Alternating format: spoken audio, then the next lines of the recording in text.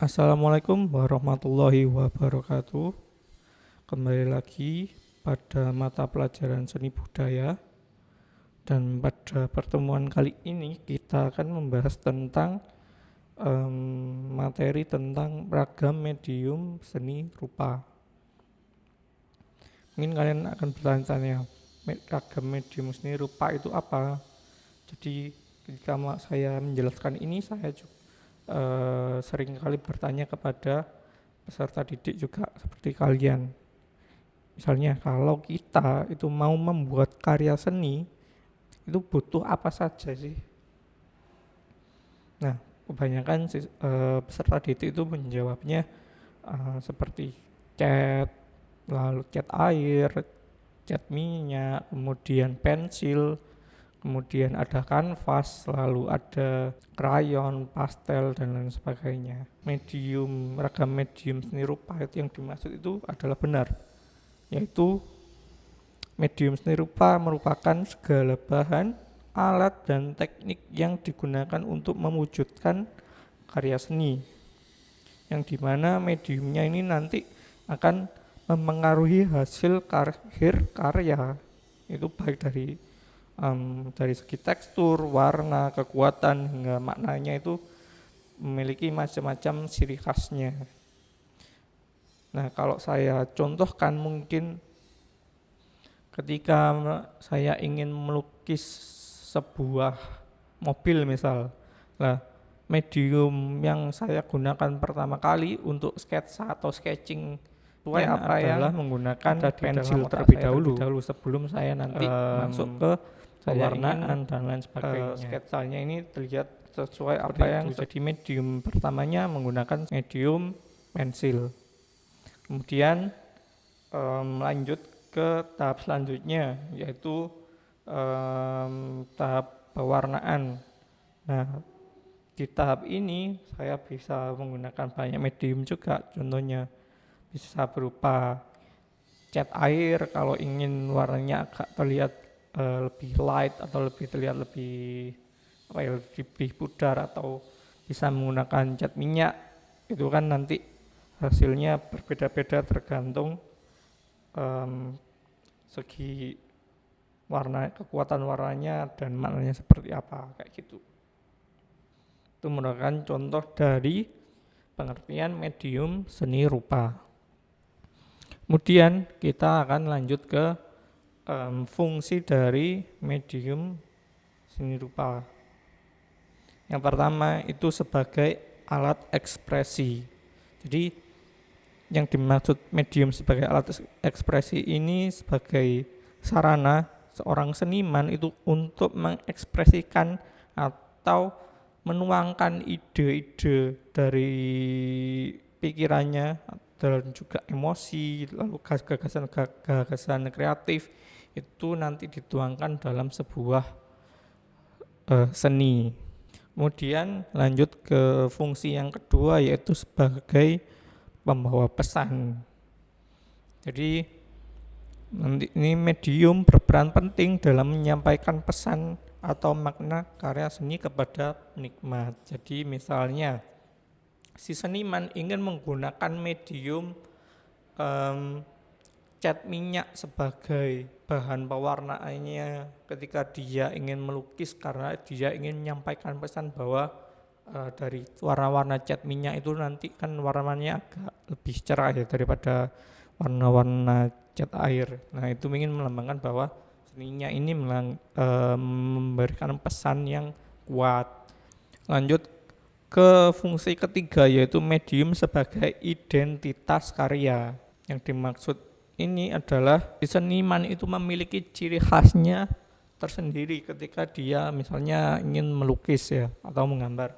Lalu kita masuk ke fungsi yang ketiga, yaitu medium sebagai identitas karya. Yang dimaksud ini itu apa? Jadi si seniman itu biasanya memiliki sebuah ciri khas. Ciri khasnya itu apa? Tergantung masing-masing. Misalnya saya ketika melukis itu sangat suka menggunakan cat air karena warnanya dari segi ketika menggambarnya atau melukisnya itu lebih memudahkan saya atau memiliki makna tersendiri karena warna-warnanya mungkin lebih light dan saya suka melukis seperti itu gitu. Nah, itu yang dimaksud sebagai medium sebagai identitas karya. Lalu fungsi yang terakhir yaitu sebagai penguat nilai, yaitu seberapa berkualitas atau nilai dari sebuah seni itu nanti berpengaruh pada mediumnya. Nah, kemudian kita lanjut ke perkembangan medium seni rupa. Perkembangan medium seni rupa ini terbagi menjadi dua, ada medium tradisional dan medium kontemporer atau sekarang disebut dengan medium modern. Nah, medium tradisional itu adalah medium yang sudah digunakan sejak lama dan diwariskan secara turun-temurun dalam suatu budaya. Itu biasanya menggunakan bahan alam yang berkaitan dengan nilai adat dan budaya. Misalnya kalau dari medium tradisional itu penggunaannya misalnya dari tanah liat, dari kayu, terus batu, itu sebagai penggunaan teknik seni rupanya. Teknik penggunaannya pada medium tradisional itu kebanyakan mencakup melukis, lalu menggambar, mencetak, memahat, dan mengukir, dan memerlukan keterampilan tangan pada pengerjaan alatnya. Contohnya seperti apa? Misalnya ketika kita menjelaskan tentang batik, mediumnya itu berupa kain dan lilin atau malem untuk menggambarnya. Prosesnya itu nanti menggunakan manual dan membutuhkan ketelitian. Atau pada wayang kulit, yaitu mediumnya menggunakan kulit hewan yang dipahat dan diwarnai. Selain sebagai karya, itu berfungsi sebagai sebuah pertunjukan. Dan juga salah satu contoh yang lainnya yaitu ukiran Jepara yang menggunakan kayu sebagai medium utamanya, itu termasuk dalam medium tradisional. Lalu kita masuk ke medium modern yang berkembang seiring kemajuan teknologi dan industri.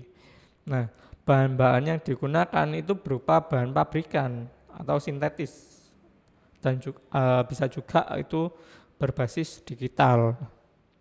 Nah, ciri-cirinya itu biasanya medium modern menggunakan cat akrilik atau cat semprot, lalu bahan plastik, kemudian ada logam hingga perangkat digital. Misalnya ketika menggambar sekarang bisa menggunakan tablet atau menggunakan komputer seperti itu. Kemudian tekniknya itu lebih eksperimental dan tidak selalu terkait dengan aturan tradisi. Contohnya seperti apa?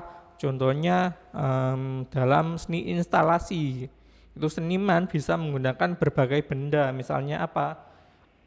Bisa berupa lampu, besi, lalu kain, lalu ada suara, bahkan ada juga sebuah video yang bisa ditampilkan dalam suatu karya.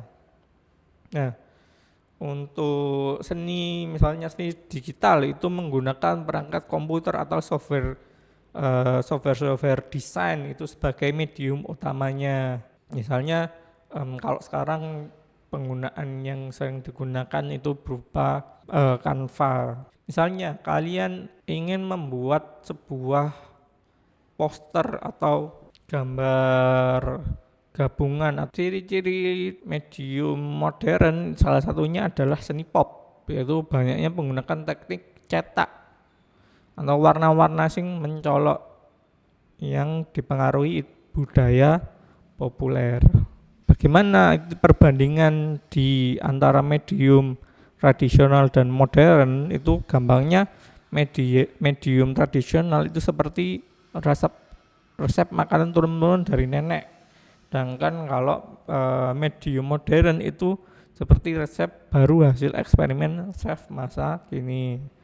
Nah, perbedaannya bukan soal mana yang lebih baik, tetapi pada nilai, fungsi, dan cara pembuatannya.